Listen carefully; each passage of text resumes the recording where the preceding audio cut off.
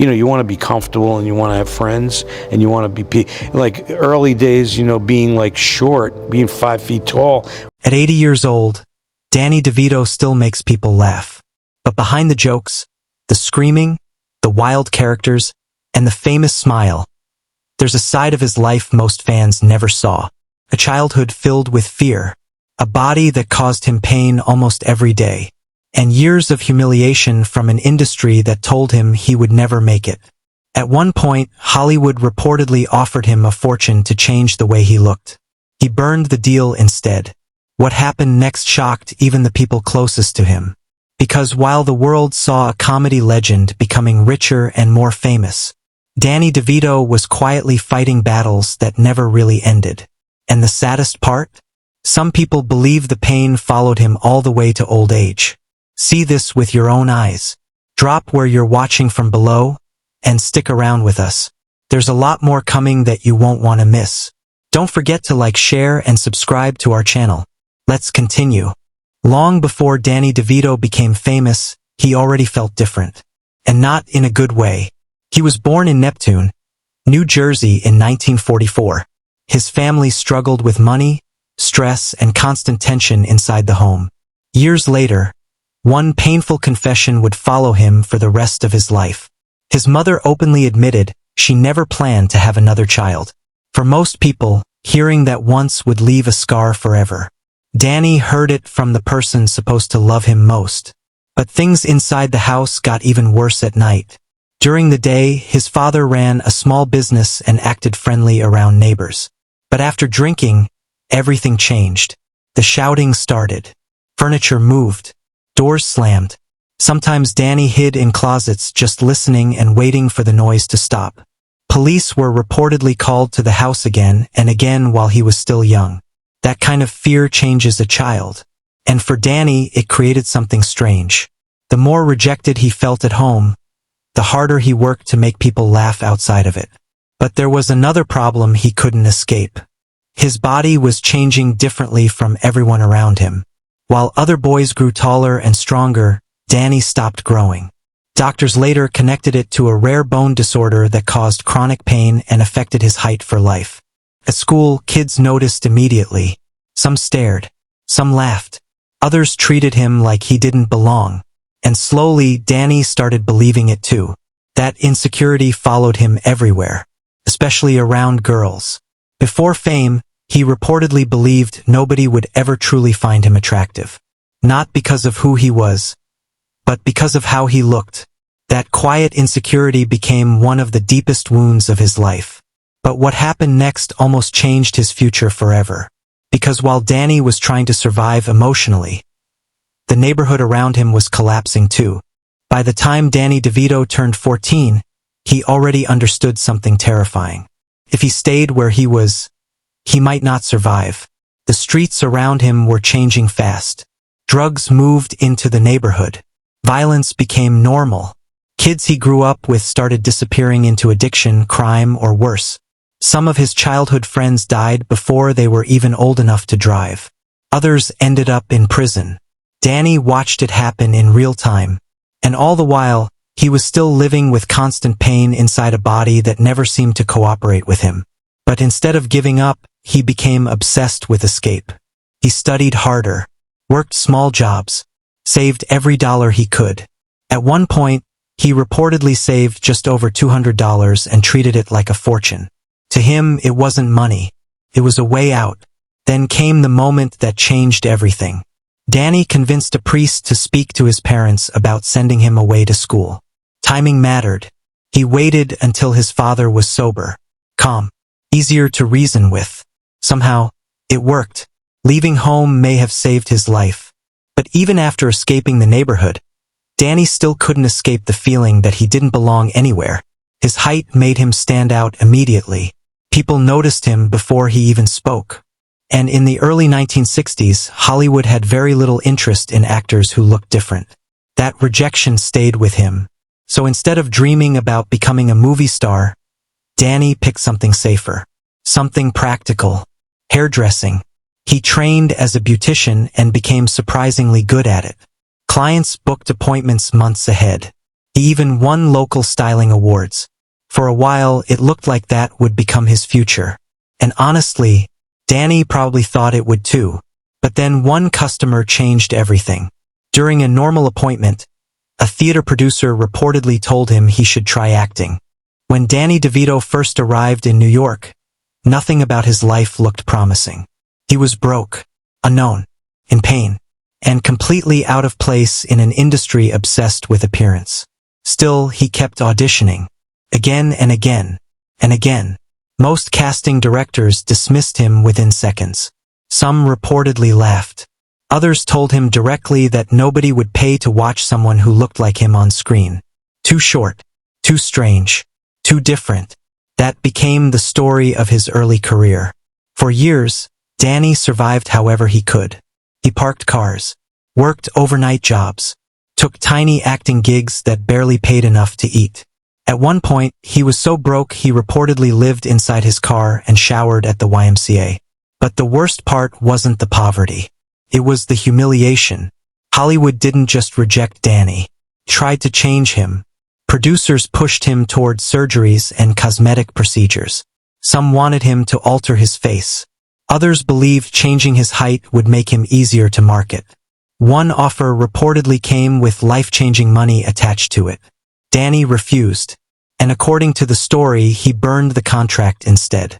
That decision could have ended his career right there. But strangely, refusing to change himself became the reason audiences later trusted him. Because Danny never looked manufactured. He looked real. Still, at the time, authenticity didn't pay rent.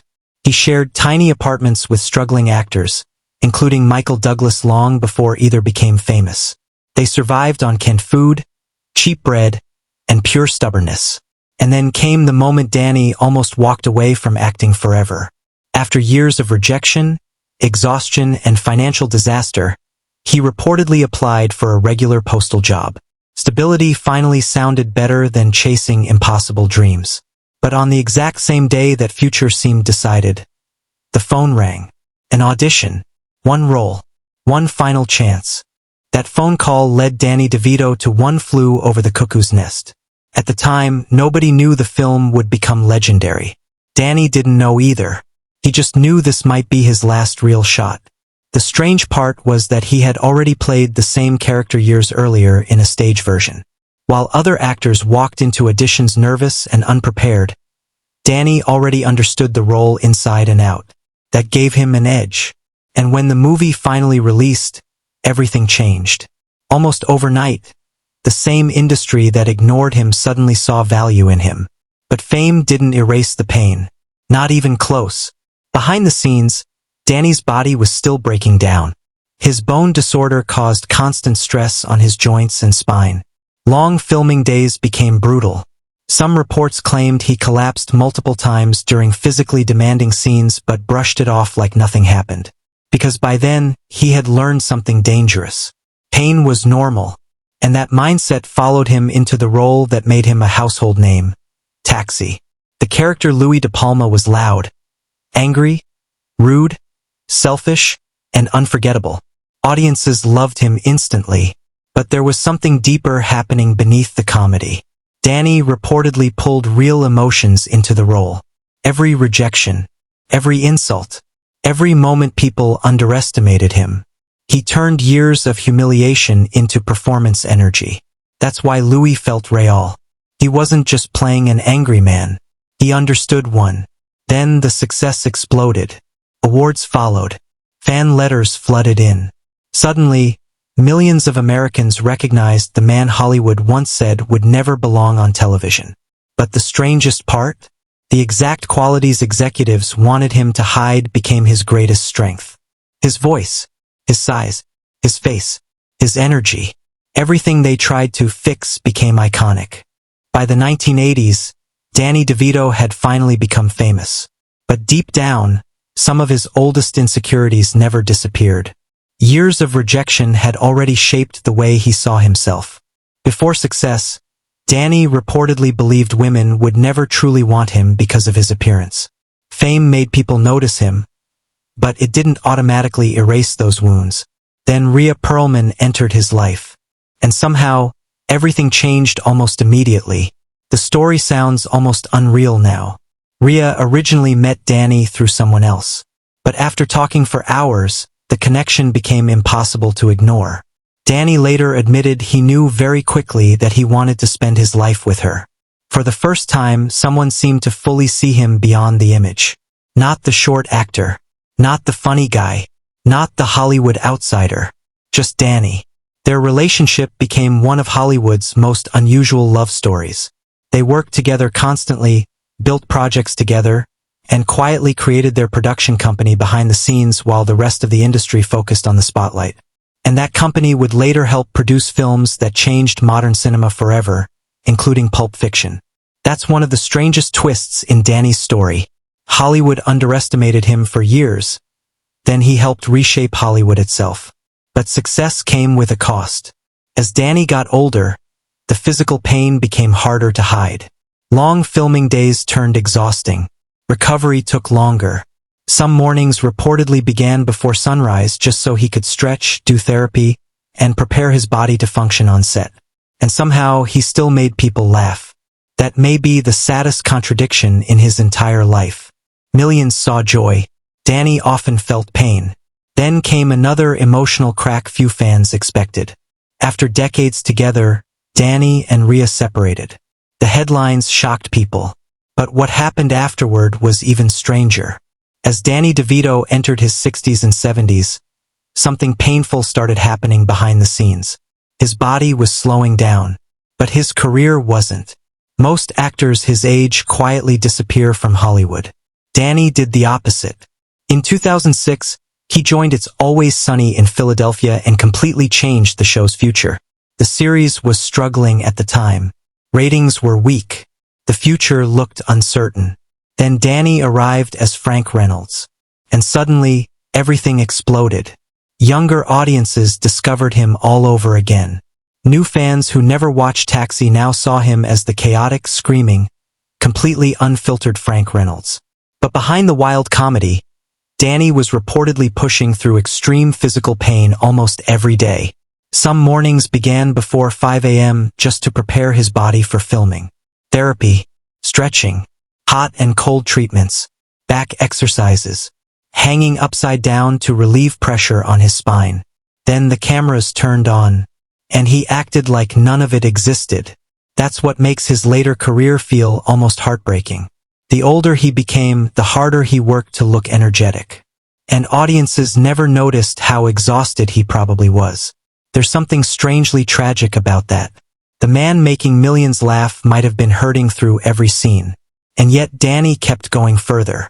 He crawled naked out of couches for comedy, slammed himself into furniture, filmed physically demanding scenes long after most actors his age would stop completely. At some point, it stopped feeling like normal acting. It felt like survival through performance.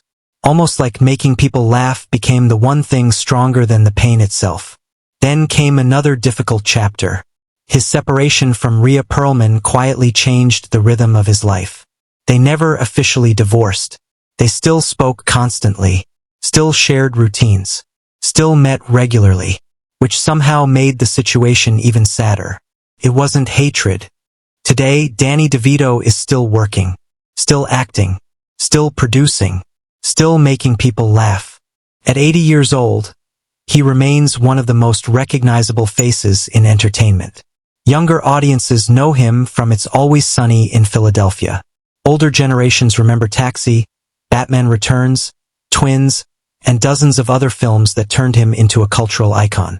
From the outside, it looks like an incredible life.